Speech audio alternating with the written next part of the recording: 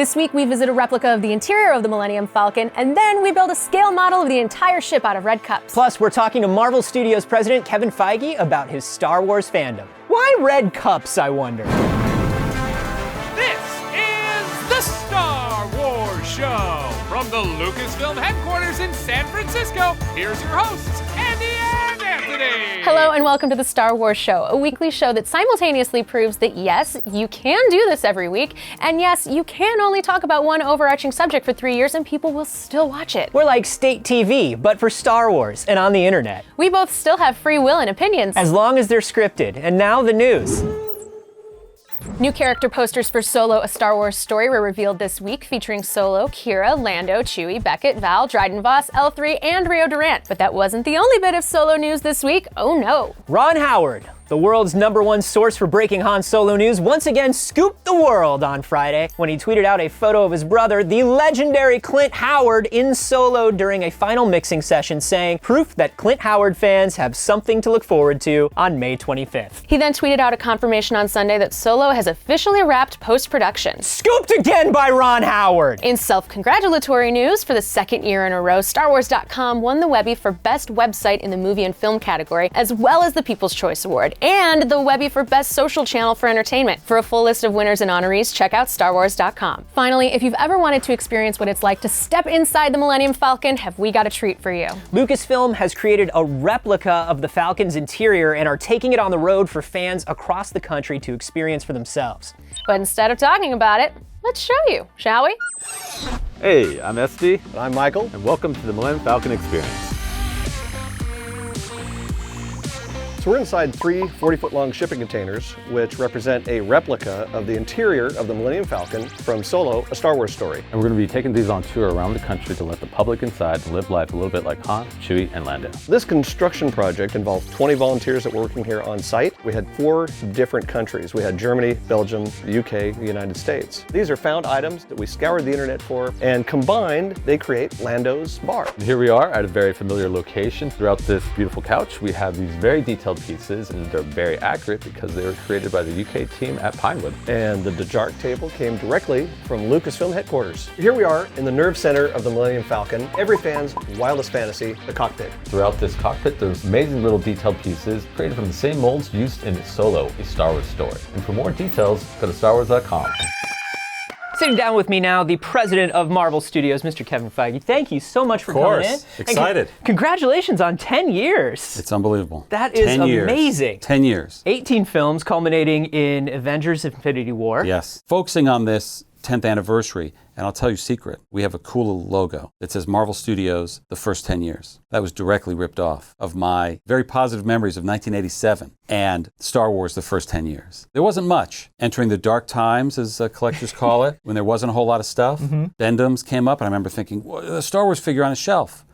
Bendems are not great, but we were desperate in the dark times. But Lucasfilm acknowledged the 10th anniversary, and they called it the first 10 years, which got me excited as a fan to think, well, there'll be more. Must be the first of many. And it took many years to fulfill that. But as we were saying, let's celebrate our 10th anniversary, and I was trying to come up with a tagline, we just stole it from the Star Wars anniversary. Amazing. What I love is you were brought on specifically because you had already known this universe. You were already invested in Marvel Comics. I knew these types of characters. I didn't know as much as I know now, but I knew I wanted to work on these kind of movies, mainly because of this movie. I knew I wanted to be a part of these types of movies, and the Marvel source material, which I knew some of when I was a kid. I had the pajamas, I had the toys, I watched the cartoons. But as I started to read more of the comics, I went, look, let's just do this. This answers the development questions we were trying to figure out, or finding interesting backstories for the characters. I go, it's all right here in these comics. And really believed that these characters could become these amazing cinematic icons. And that's what's so interesting to me is now, 10 years on, I think so many people are like, well, of course Marvel Studios blew up. But at the time when you were making the first Iron Man, it felt like entirely new ground and also kind of a long shot, didn't it? It was. It was our first film that we got to do entirely ourselves. And we weren't supremely confident. We just had beliefs, had ideas of how we could bring Tony Stark to the screen, and believed that the marquee name was the character. And over the years, the actors have become marquee names because Robert Downey Jr. and Chris Evans and Hemsworth and Scarlett have all become megastars. But at the time, we really believed, let's find the best actors for the parts. Not dissimilar from a little movie 40 years ago that found great new actors who became icons and stars. You cite as sort of an influence for you a book that's very important to a lot of people, which is the source book for the Star Wars tabletop game. Absolutely. I was never a big role-play gamer, but when that came out, I was the kid that kept playing with Star Wars toys, maybe a little longer than the other kids did. Same. So I was 10 years old when Jedi came out, had all those. The Power of the Force line came out in '85, so there hadn't been a Star Wars movie in a couple of years. And as you know, that's when Kenner stopped making it. The Power of the Force line was the last line they did. I got all those. And I was like, where's everybody going? Yeah.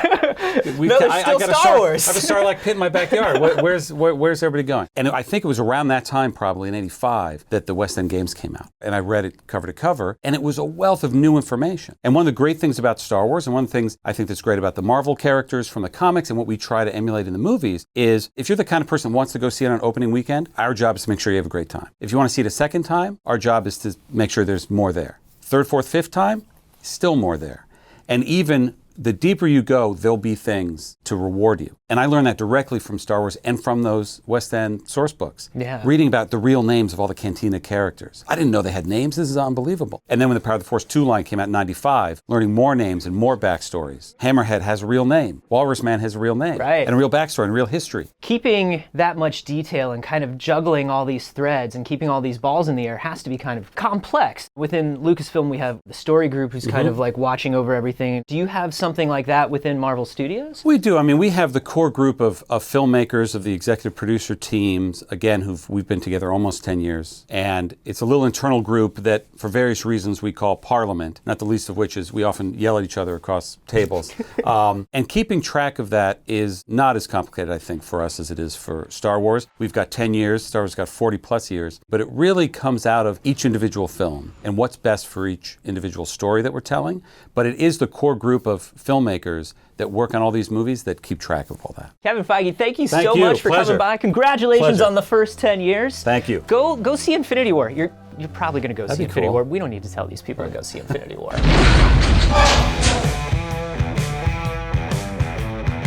Today we are here with the unveiling of the Solo Cup Millennium Falcon that was built up here at 3210 Studios for the new movie coming out on May 25th, Solo, a Star Wars story. The history of this facility is huge. Almost all of the innovations in modern movie making history have been accomplished here. So in this room was built the Millennium Falcon for Empire Strikes Back and Return of the Jedi, and then carrying that forward to the present is just awesome to be able to bring it full circle. To be able to use the cups and the products from Solo creatively was a lot of fun. When you have something that is as iconic as a Solo Cup and as iconic as the Millennium Falcon, you have to figure out where is the middle ground, where can I steer towards, and be able to tie in all these elements together and create something that people will look at and know instantly what they're looking at on both fronts. I called in my friend Todd DeMario, who also shares love of Star Wars with me. My job on this project was do what Sean says.